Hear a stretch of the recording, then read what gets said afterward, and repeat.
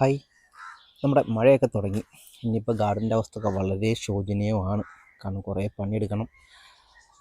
കുറച്ച് സങ്കടകരമായ കാര്യങ്ങളൊക്കെയാണ്. നമ്മുടെ അത്തിയൊക്കെ അത്യാവശ്യം നല്ലപോലെ ഉണ്ട്, എല്ലായിടത്തും ഫ്രൂട്ടൊക്കെ ആയി നിൽപ്പുണ്ട്. പക്ഷേ മഴ ആയതുകൊണ്ട് നമുക്ക് നല്ല നിലയിൽ കിട്ടത്തില്ല. അതാണ് വലിയൊരു കുഴപ്പമുള്ളത്. നല്ലതെന്ന് വെച്ചാൽ ഒട്ടും തന്നെ പാടാണ് കിട്ടാൻ. ഇതിലിപ്പം കുറേ ഈച്ചകളൊക്കെ ഒന്ന് തുടങ്ങി. നോക്കിയാൽ കാണാം, ഇവിടെയൊക്കെ തിന്നാനൊക്കെ ആയിട്ട്. ഈ പഴുത്ത് കഴിഞ്ഞാലും ഇതിൻ്റെ ഉള്ളിൽ കൂടെ വെള്ളം ഇറങ്ങുന്ന കേസ് ഇപ്പോൾ വരുന്നുണ്ട്. മഴയായതുകൊണ്ടാണ്. മഴയ്ക്കുമ്പോൾ വളരെ രുചികരമായിട്ട് തന്നെ നമുക്ക് കിട്ടിക്കൊണ്ടിരുന്നതാണ്. ഇപ്പോൾ ഒരു ബുദ്ധിമുട്ടായിട്ടുണ്ട്. പിന്നെ നമ്മുടെ ബേറാപ്പിൾ, നമ്മൾ കഴിഞ്ഞ പ്രാവശ്യത്തെ വീഡിയോസിലൊക്കെ നമ്മൾ ബേറാപ്പിൾ നല്ലപോലെ കാണിച്ചാണ് കണ്ടത്. ഈ പ്രാവശ്യം നല്ലപോലെ തന്നെ ഉണ്ടായിട്ടുണ്ട്. വെയിറ്റ് കൊണ്ട് ചിരിഞ്ഞൊക്കെ കിടക്കുന്നത്. പക്ഷേ നിർഭാഗ്യവശാൽ ഒന്നും തന്നെ നമുക്ക് കഴിക്കാൻ കിട്ടുമെന്നുള്ള പ്രതീക്ഷ എനിക്ക് ഈ പ്രാവശ്യമില്ല. വേറൊന്നും കൊണ്ടല്ല, ഫുള്ള് പുഴുക്കളാണ്. കാണുമ്പോൾ നല്ല രസത്തിൽ തൂങ്ങി കിടക്കുന്നുണ്ടോ? അത് കാണുമ്പോൾ തന്നെ മനസ്സിലായി ഇതിലൊക്കെ പുഴുക്കളുണ്ട്. ഇതിലെല്ലാം പുഴുക്കളുണ്ട്. ഞാൻ പൊട്ടിച്ച് കാണിച്ചു തരാം. കണ്ടോ, ഫുള്ള് പുഴുക്കളാണ് ഇതിൻ്റെ അകത്ത്. ഈ നെറ്റിട്ടേക്കുന്ന വേറെ ഒന്നും കൊണ്ടല്ല കേട്ടോ. ഇതിൽ നമ്മുടെ എലിയൊക്കെ വന്ന് മാന്താൻ തുടങ്ങി. പണ്ട് കൃഷി ഉണ്ടായിട്ട് നമ്മൾ ഒരു കമ്പിളി നെറ്റായിട്ടുണ്ട്. പക്ഷേ ഈ പ്രാവശ്യം ഞാൻ അത് മറ്റൊരു പ്ലാസ്റ്റിക്കിൻ്റെ ഇട്ടു.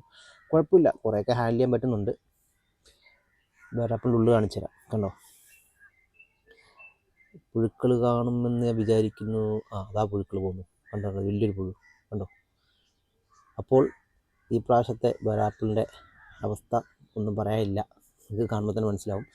കഴിഞ്ഞ പ്രാവശ്യം 3.5 കിലോ 4 കിലോ ഒക്കെ കിട്ടിയ ചെടിയാണിത്. ഇതെന്തുകൊണ്ട് ഈ പ്രാവശ്യം പുഴുക്കൾ കയറി എന്നുള്ളതിന് എനിക്കൊരു ഒറ്റ ഉത്തരവേ ഉള്ളൂ. ഞാൻ നമ്മുടെ ഫ്രൂട്ട് ഫ്രൈസിൻ്റെ ട്രാപ്പ് വെച്ചിട്ടുണ്ടായിരുന്നു. പക്ഷേ അതിൻ്റെ എഫക്റ്റ് കഴിഞ്ഞു. എനിക്ക് ആ കേക്ക് കിട്ടുന്നില്ല ഇവിടെ. ഇതാണ് എൻ്റെ കെണി, നമ്മുടെ കായ്ച്ചക്കെണി. ഇതിനകത്ത് ആ ഒരു കേക്ക് കണ്ടല്ലോ. ഇത് ഞാൻ ഉപയോഗിക്കുന്ന ബാരിക്സ് എന്ന് പറയുന്നൊരു ബ്രാൻഡിൻ്റെയാണ്. അത് ഞാൻ പലപ്പോഴും നമ്മുടെ വീഡിയോ കണ്ടിട്ടുണ്ട്. വളരെ എഫക്റ്റീവായിട്ടുള്ളൊരു ഫ്ലൈസാണ്, അല്ലെങ്കിൽ ഒരു കേക്കാണ്. ഞാൻ പെസ്റ്റിസൈഡ് ഉള്ളതുകൊണ്ട് അത് കേക്ക് വീഴുമ്പോൾ തന്നെ ചത്തുപോകും. മഴ തുടങ്ങിയപ്പോൾ ആ കേക്കിൻ്റെ അകത്ത് വെള്ളം വീണ് കുറേയൊക്കെ പോയി. നമ്മുടെ ഓൺലൈനിൽ നോക്കിയപ്പം സാധനം ചില സമയങ്ങളിൽ വരും, പെട്ടെന്ന് തന്നെ തീരുന്നുണ്ട്. അതുപോലെ തന്നെ ഇവിടെ നമ്മുടെ അടുത്ത് ഷോപ്പിലുണ്ടായിരുന്നതാണ്. പക്ഷേ അവിടെ ചോദിച്ചപ്പോൾ അവിടെ ഇപ്പോൾ വെജിറ്റബിൾ മാത്രമേ ഇരിപ്പുള്ളൂ. മറ്റേ ഫ്രൂട്ട്സിൻ്റെ 1 മാസമായിട്ട് വരുന്നില്ല അവർക്ക്. ഈ ഷോർട്ടേജ് കൊണ്ട് തന്നെ ആയിരിക്കാം. കുറേ ആൾക്കാരൊക്കെ നേരത്തെ വാങ്ങിക്കൂട്ടി കാണും. അതുകൊണ്ട് എനിക്കും കിട്ടിയില്ല. അതിൻ്റെ ഫസ്റ്റ് പ്രതിഫലനം എന്ന് വേണമെങ്കിൽ പറയാം. ഇതായി കാണുന്ന നമ്മുടെ ബേറാപ്പിളെല്ലാം പണി വന്നിട്ടുണ്ട്. അപ്പോൾ ഈ പ്രാവശ്യം ഏതായാലും ഇനി ബേറാപ്പിൾ ഞാൻ പ്രതീക്ഷിക്കുന്നില്ല. അതുകൊണ്ട് ഇതിലൊക്കെ പുഴുക്കൾ കയറി ഫുള്ളായിട്ട് തന്നെ ഈ അവസ്ഥയിലാണ്. പിന്നെ നമ്മുടെ ബനാന സപ്പോട്ട തന്നെയാണെന്ന് എനിക്കറിയില്ല. ഇതിൻ്റെ അകത്തും ഇപ്പോൾ പുഴുക്കൾ കയറി തുടങ്ങിയിട്ടുണ്ട്. കാരണം ഈ അവസാന സ്റ്റേജിലാണ് ഇത് പുഴുക്കൾ കയറുള്ളൂ. ആദ്യം തന്നെ കയറില്ല. അത്യാവശ്യം മൂത്ത് തുടങ്ങിക്കഴിഞ്ഞാൽ ഇത് കയറുള്ളൂ ഇവന്മാർ. അതുകൊണ്ട് ഇതിലൊക്കെ ഈ പാട് കാണുന്നതൊക്കെ ഒരു പുഴു കയറി തുടങ്ങി എന്നുള്ളതിൻ്റെയാണ്, മുട്ടയിട്ടതിൻ്റെയാണ്. അതുപോലെ എൻ്റെ ചാമ്പ, മഴക്കാലമായി പിന്നെ അറിയാമല്ലോ ചാമ്പയുടെ അവസ്ഥ. അതുകൊണ്ട് ഞാൻ വലിയ കാര്യമായിട്ട് പറയുന്നില്ല. അതുപോലെ തന്നെ അടുത്തൊരു പണിയാണ് നമ്മുടെ അത്തി. കണ്ടോ, അത്തിയിലൊക്കെ പല കീടങ്ങളും വന്ന് കടിച്ച് തിന്നാൻ തുടങ്ങി. ഇതൊക്കെ നമ്മൾ ഡയാനയാണ്. നല്ലപോലെ ഇഫ്രട്ടും ഫ്രൂട്ട് ഉണ്ടായിട്ടുണ്ട്. നേരത്തെ കിട്ടിയതാണ്. ഇതിപ്പം മഴ ആയതുകൊണ്ട് ഇനി പറഞ്ഞിട്ട് കാര്യമില്ല. ഇതൊക്കെ നമുക്ക് വെട്ടി ഒഴിവാക്കും. പല സുഹൃത്തുക്കളും നമ്മൾ ചോദിച്ചിട്ടുണ്ട് നമ്മുടെ അത്തിയുടെ തൈ എന്താ കൊടുക്കുന്നുണ്ടോയെന്ന്. ഞാൻ കഴിഞ്ഞ പ്രാവശ്യം കുറേയൊക്കെ തൈ ലെയർ ചെയ്യാൻ നോക്കിയതാണ്. പക്ഷേ ലെയറിങ് അത്തിക്ക് ഞാൻ പറയുന്നത് ആ ഒരു ഒക്ടോബർ, നവംബർ, ഡിസംബർ ആ സമയങ്ങളൊക്കെ ചെയ്യുകയാണെങ്കിൽ നല്ലപോലെ കിട്ടും. മഴ തുടങ്ങിയാൽ പിന്നെ ചീച്ചൽ കൂടുതലാണ്. അപ്പോൾ ഞാൻ ഇപ്രാവശ്യം ഉദ്ദേശിച്ചിരിക്കുന്നത്, ഞാൻ പ്രൂൺ ചെയ്യുമ്പോൾ നമ്മുടെ ചാനലിലിടാം, ഇൻഫോം ചെയ്യാം. അപ്പോൾ പ്രൂണിങ് സമയത്താരും കമ്പുകൾ വേണമെങ്കിൽ പറഞ്ഞാൽ മതി. ഞാൻ അയക്കാൻ പറ്റുവാണെങ്കിൽ അയക്കാം. അതായത് ദൂരവും മറ്റു കാര്യങ്ങളും കൂടെ ബന്ധപ്പെട്ടിരിക്കുമല്ലോ അയക്കുന്നതൊക്കെ.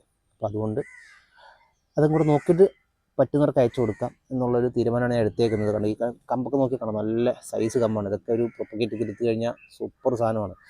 കണ്ടോ, ഇതൊക്കെ ഈ അടുത്തുണ്ടായ കമ്പുകളാണ്. കണ്ടോ, ഉണ്ടായപ്പോൾ തന്നെ ഫ്രൂട്ടായി. പിന്നെ വേറെ സംഭവം കാണിച്ചില്ല. ഞാൻ ഇവിടെ ഇതൊന്ന് ഷേപ്പ് ചെയ്യാൻ വേണ്ടി കുറച്ച് കമ്പുകൾ വെട്ടി ഒഴിവാക്കിയായിരുന്നു. വളരെ കുറച്ച്. ഞാൻ ചുമ്മാ അത് കുത്തി വെച്ചാൽ നോക്കി, അത് തൈയായി തുടങ്ങി. അതിൽ ഇലയൊക്കെ വന്നു. ഈ കാണുന്നതും ഇല വന്നു. പക്ഷേ ഇത് ഇത്ര എഫക്റ്റീവ് ആവില്ല. കാരണം ഇത് വളരെ ചെറിയ കമ്പാണ്. ഇതൊക്കെ ഒന്ന് വളർന്നു വരാൻ കുറച്ച് സമയം എടുക്കും. അതുകൊണ്ട് ഞാൻ വലിയ കാര്യമാക്കുന്നില്ല, ചുമ്മാ കുത്തി വെച്ചാണ്. അപ്പോൾ എനിക്ക് ഒരു മനസ്സിലാക്കാൻ പറ്റും, നമ്മൾ ലെയർ ചെയ്തതിനേക്കാളും നല്ലത് ഇത് കമ്പ് വെച്ച് കുത്തി വെച്ച് തൈ ഉണ്ടാക്കുകയാണ് കുറച്ചും കൂടെ എഫക്റ്റീവായിട്ട് എനിക്ക് തോന്നി. ഇതിൻ്റെ ടർക്കിഷ് ബ്രൗൺ ആണ്. ഇത് ഡയാനയാണ്. അപ്പുറത്ത് നമ്മൾ പൂന റെഡ് കണ്ടു. അപ്പോൾ ഇതൊക്കെ ഞാൻ കമ്പ് വെട്ടി ഒഴിവാക്കുന്നുണ്ട്. അതുകൊണ്ട് ഇവിടെയൊക്കെ അത്യാവശ്യം ഫ്രൂട്ടുണ്ട്. ഒരു മാസം കൊണ്ടൊക്കെ ഇത് പഴുക്കുള്ളൂ.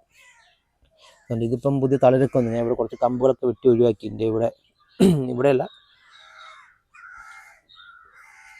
ഇതിന് മുകളിൽ ഈ ടിപ്പ് ഞാൻ പ്രൂൺ ചെയ്തായിരുന്നു, കണ്ടല്ലോ.